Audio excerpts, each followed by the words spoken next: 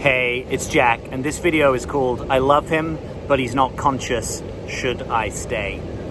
So maybe you've had this experience now or in the past where you've connected well. If you're a woman who dates men, you've connected well with a man, and perhaps you've even gone into a relationship. And there's lots that you like about the relationship. Perhaps he's a good guy, he shows up, he's consistent with you. Perhaps you have good fun and adventure. Perhaps the chemistry is good, it's romantic. But there's this thing that keeps weighing on you, which is that he's not quite in the same consciousness as you. Now, this is obviously highly subjective, but some of the things that you may have tracked if you've had this experience is maybe you're more open to going to therapy. Maybe he's even a hard pass on that, or you have to grudgingly take him along. Maybe you're interested in protecting the environment, and that's not something that's kind of a thing for him. Maybe you are on an inner work path, right? Maybe you are on a path of growth and development, and he doesn't really see the world that way, or that's not of interest to him.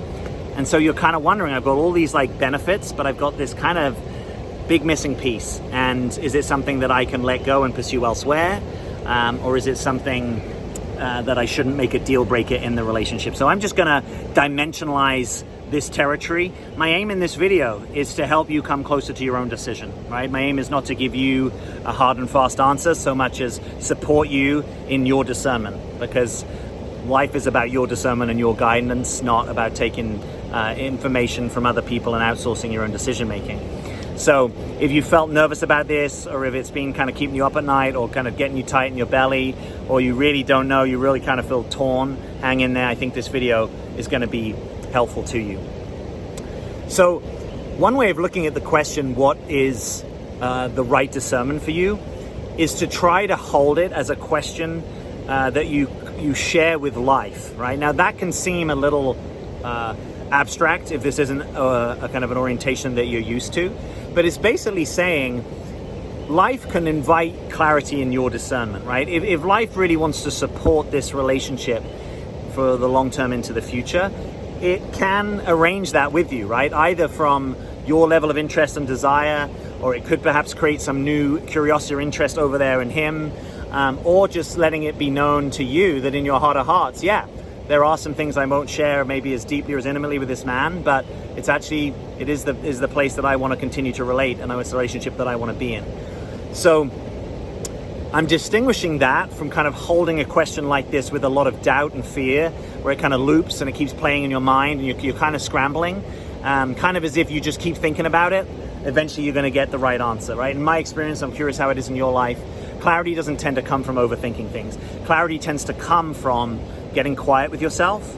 Clarity tends to come from things like journaling, where you are really excavating and introspecting on your experience.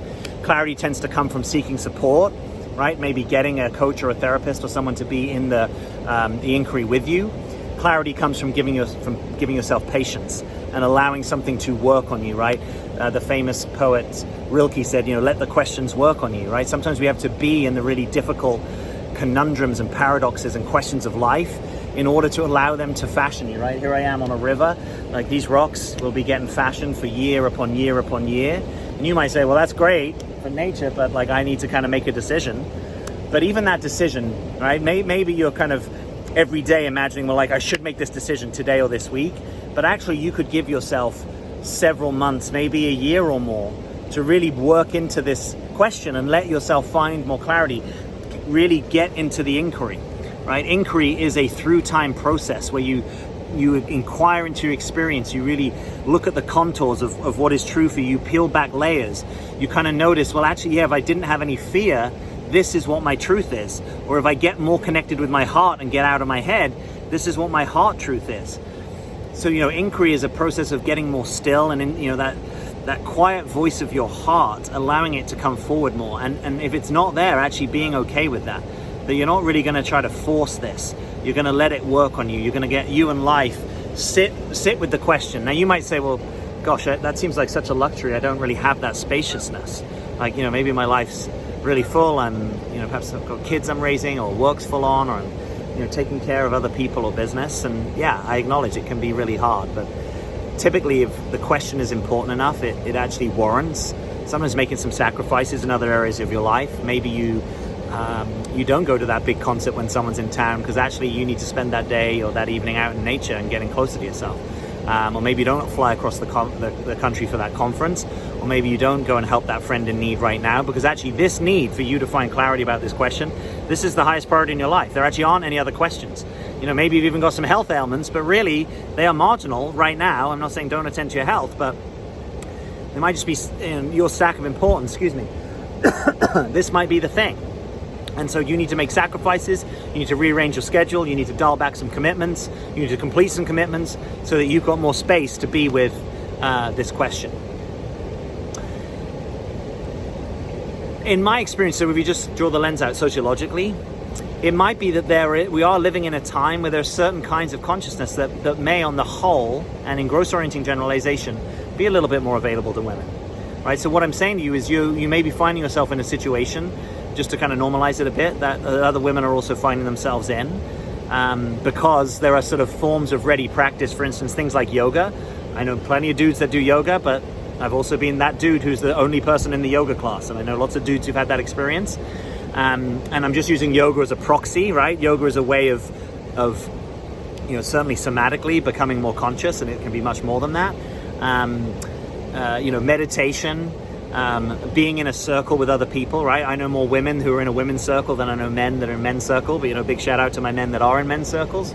So it might be that there are sort of certain cultural technologies that we have and practices that have become prevalent, at least in the West, that are more available to women, right? So it could be that there are certain ways that women are waking up. If you look at the work of Eckhart Tolle, who is probably pretty conscious by most people's standards, he talks about women often being closer to their emotion.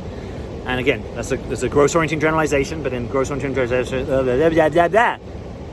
in gross orienting generalizations, probably true, mate, probably true, that women are closer to their emotions, and that there is a form of waking up that can be available to them, right? Or even being closer to their pain body, as he calls it, that can be a difficult experience. But anyone that's closer to their emotions than their body is probably less likely to be in their head, and that can be kind of a portal of access to more consciousness. So, why am I saying that? Because so it might be true, objectively speaking, that there are certain ways that you're more conscious than him. It might also be true that we don't want to have you subjectify him, which means that the ways that you're conscious may be different than the ways that he's conscious. Maybe he's really good at being non-reactive emotionally, right? Whereas you actually get a bit more taken by your reactivity.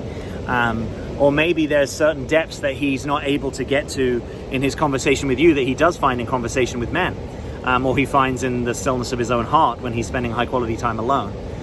I also want to suggest to you that one frame for this question is that there might not be a fully baked right answer. There might be a more congruent or resonant answer that emerges through time, but sometimes this question brings fear and doubt to people because they kind of think, well, there's a right answer, right? And I'm sort of shooting on myself, find that right answer. And so they're kind of frantic, and it's almost like they're pleasing the dictates of their super ego or their inner critic or their inner committee, which is actually a committee of, mom and your sister and your aunt and your ex and all these people. Like, you're sort of getting a bit too hypnotized to what would they think, and that's running around your head. And actually, this is your life, and your life is also about making decisions for you that are right at the time, and that doesn't always mean that they're right through time. It's okay to try something. It's okay to make mistakes. It's okay to take a little bit more time to have more discernment and more information coming your way.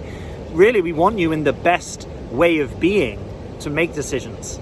And sometimes that's not available. I've had definitely difficult times in my life where it's like, gosh, I don't even feel like I've got the wellness or the time right now to make a high quality decision, and this is a consequential decision.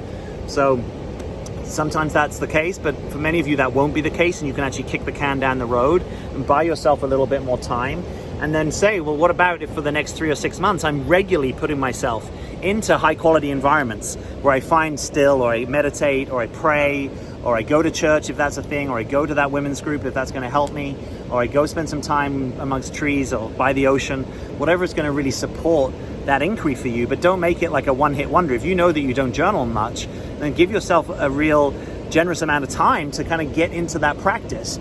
If you know you don't like journaling at home, but if you say have give yourself permission to go get your favorite Starbucks drink, and that's where you can go journal, then I would also encourage you to invest the resources that allow you to get to a decision, right? If you've got to pay a babysitter to get one quality evening a week to be with this decision, maybe that's justified. If you've got to go pay to have a pumpkin spice latte because that's what puts you in the mood, or you need to go to the spa and have your nails done, or whatever it is, like, cut yourself some slack. If this decision's important to you, then put yourself in the context and environments that are most going to support you.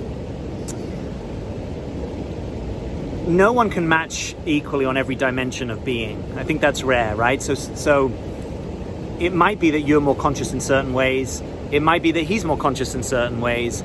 It might be that you are actually saying and getting clear what are aspects of your life that you want to share. And if it's actually really important to you to share those aspects, have you advocated for that? Have you advocated for him to join you, in going to yoga, let's say, if that's really a thing for you?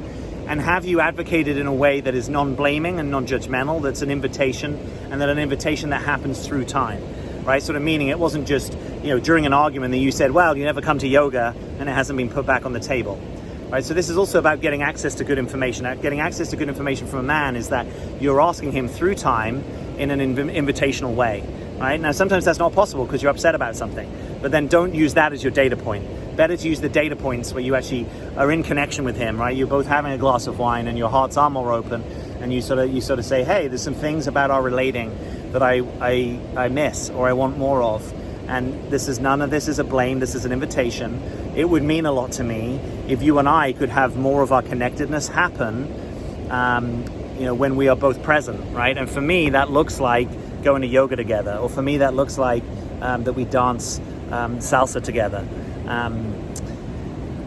There's he's a psychotherapist. He trains attachment psychotherapists, Stan Tatkin, and he's got this great way of talking about compromise. That there are things in relationship that you don't really want to do, that you agree to, because actually there's a two-way street of compromise, right? So it might be that there's some things that you don't really like joining him for that are meaningful for him, right? Maybe he's way more social for you and he loves to have you there at, work dinners or fundraising things, and he wants you to kind of work the room, and you're like, that's the least thing I want to do, but I know it's important to him. So I don't have to pretend that I love being there. I can be honest, it's an energy drain, but I'm willing to do it. And he may be willing to say, you know what, I'm never really going to get from yoga what you get from yoga, but I'm willing to go. So there can be these ways that you actually, generously you negotiate. Basically, that's what Stan Tatkin's saying. That, okay, you want me to come to X, then I kind of need you to either come to Y or give me a hall pass so that I can actually go out, and do XYZ with the lads or my friends or my girlfriends, whatever it is, because I need that part of me filled up, right? No one can really no one can be equally interested and drawn to every domain of life. I don't think that happens. There's always going to be things that you like more, or he likes more, or that you're a bit more dialed into, or he gets, or you get. Now, let's just say that it's not going to happen, right? That he's kind of doubling down. He's not really going to join you in any of these sort of conscious pursuits or spiritual endeavors or inner work paths. Then you might have to decide whether this can really be a kind of partnership that works for you, right? And you're really the authority on that. What are your authentic wants and needs, that you're practicing communicating them? And I'm doubling down on this piece because sometimes we're not as good, and I can certainly say I've been this person, that we're not actually as good at communicating what we think we're communicating. We think we've said it a couple of times, but if that person isn't dialed into that aspect of life, they might not be picking it up, or they might pick it up and not even know how to do it, right? Let's say there was someone who's really into fishing. I don't fish. I don't know anything about that. So if they've said a couple of times, well, I'd love to go fishing, I might have heard it, but translating that into a fishing trip, that's a completely different thing. I've got to learn all sorts of things, or even if I'm tagging onto their trip, I've got to, perhaps understand, equipment and how, what's involved, how much time, am I going to get wet? Do I need waders? Where are we staying? What's the type of, how much am I going to be in the sun? Yada, yada, yada. They're mosquitoes. I mean, there's just, infinite complexity about anything. But I'm basically saying you might have thought you've communicated. Let's just make sure that you have shared reality as best that you can find it, that there's a thing or set of things that are important to you. But let's just say that that's a dimension of life that doesn't float his boat. You then have to be clear, well, what are your authentic needs and wants? Is this intrinsic to who you are? Some things you can have as like a side hustle that your partner doesn't really care about, and that's just what it is. But if this is like sort of front and center in your life, like, I don't know, one day you're thinking, well, maybe I'm going to be a Buddhist monk, or, you know, ideally I would want to be at church every Sunday, you know, really whatever's going on. And if he can't really join me in that, that's actually it's going to really strike at the heart of your ability to sort of feel connected. Because some of this comes back to like, what is the deeper purpose of being in a relationship? And sometimes that deeper purpose is about kind of like having a shared purpose. Could be family, could be a kind of a, you know, we're both wanting to build a business and we build it together. But for some people, that sort of shared purpose, it doesn't really matter. Like the not being involved in inner work isn't really the focus of the relationship for them, right? The focus of the relationship for them is having fun. And as long as we're having enough fun, and as long as we're kind of on enough adventures, we're kind of adventure partners, that's cool. For some other people, you know, relationship is really about safety and refuge. And you might say all these things are true for you, but it's a bit like love languages. Like we tend to stack, we tend to have one or two that we most notice. So for some people, you know, as long as we are kind of retreated together from the world and we make it safer for each other, it doesn't really matter whether you're part of my like inner work life. I love it when you are, but it's not like a deal breaker. So this is also encouraging you to reflect on sort of what's your stack of what really matters to you. Now, sometimes what this is actually revealing, by the way, the last one in that list, sorry, just to round it out, is for some people, emotional connectedness is really the thing. And so for you to feel emotionally connected to someone is really the main deal for you. And if this is an obstacle, him not being involved in certain activities with you is an obstacle to that emotional connectedness, then it may well be a deal breaker, right? But I'm trying to empower you to notice that your discernment about what is really authentically true for you, yes, it can have difficult consequences. Like it could mean that there isn't a way forward. It could mean that. But there's actually something really empowering about the ownership of who you are, that you get to discern what is really important. Is this aligned? Is this a big deal or not? You might be saying, I'm not even clear how much of a deal. Well, use this time, getting quiet, going into nature, journaling, being still with yourself to get more clear who you are, right? Because when you know more about what you're about, you can look with some objectivity over there and say, well, if he's not really about that, yeah, this probably isn't going to be a combination that works for me. And that might be devastating and heartbreaking, and you may not even know how to extricate yourself. But it also, and eventually is also kind of empowering in a strange way, right? Because you're kind of owning, yeah, I actually know what I want and need. And that's actually impersonal to this person. I'm not making it about them, I'm actually making it a little bit about me. But let's say that you are aligned on kind of what the deeper purpose of relating is. The other thing that can be going on here is that you're actually in different worldviews. And relating with people, even just as friends, let alone lovers or more, when you have different worldviews, is difficult. And I could get into a whole kind of integral speak and theory about value systems, and that might be beyond what I want to get into right now in this video. But let's just say simplistically, there are three kind of ways of making meaning that are most prevalent in Western culture right now. There's like a traditional, a modern, and a postmodern way of making values. Traditionalists tend to value tradition, right? Honor, decency, family, religion, the traditional way of doing things within your culture or group. Modernist people tend to be more about science, rationality, optimization. What's the game? How can we win it? Cost-benefit analysis. And postmodern people tend to be much more into being on a spiritual path or being on an inner work path, or how do we create a more equal society? Like valuing their inner world. Like, you know, I can watch YouTube, but people say, I don't really care what you feel. What you feel is kind of irrelevant. To someone who's got a postmodern center of gravity in their life, what they feel is not to say that every little feeling has to be overly extricated. We're not trying to go navel gazing. It's not like every little feeling is the answer to your life, but what you generally feel about something does matter. Your authentic feelings matter. And if someone can't meet you in your authentic feelings, it's probably not going to work great for you. So it could be that you're trying to relate across worldviews, right? Sometimes this can be revealed by political preferences, right? Definitely people don't have to have the same political preferences, but if you're very squarely valuing different things, you might notice, maybe we are actually living into different worldviews. And what's difficult is worldviews shape the deep structure of your attention, and what you pause for, what you care about, what you think is worthy of attention, what you think a human is, what you think life is. So it's not to say it's impossible, but it's probably a difficult path ongoingly to relate to someone who has a different worldview. So if this is what this is flushing up, the reason that he's not interested in coaching or therapy or development or your inner work or yoga or meditation is because actually they are all about inner sensibility, and he doesn't really have that as his orientation. His orientation is much more external success. Like, I want to build my business, I want to have my house, my car, I want to go on holidays, but I'm not really deeply concerned about an inner me that is growing. That's not really what I think growth is. Maybe I grow by exerting myself or getting personal bests at the gym or running or building a business or increasing sales, but I'm not really oriented to like what's a more authentic version of me. It's not really the business I'm in. Then you might have a worldview difference, and worldview I think is actually one of the deep contributors to compatibility. So this is definitely something that you should be paying attention to, and that could potentially be a deal breaker for you. So I want to just leave you with, it's going to be all right? Life has a way of supporting through time things that are best supported, right? So you can maybe take a little comfort that life perhaps does have a path for you, even if you don't know the way, and even if you sometimes feel lost, even if you feel like you've made wrong decisions in the past. Life isn't about making the right and best decisions always, right? Life is about living your life, having your best discernment, making your decisions, living with the consequences, dealing with the things that come from that.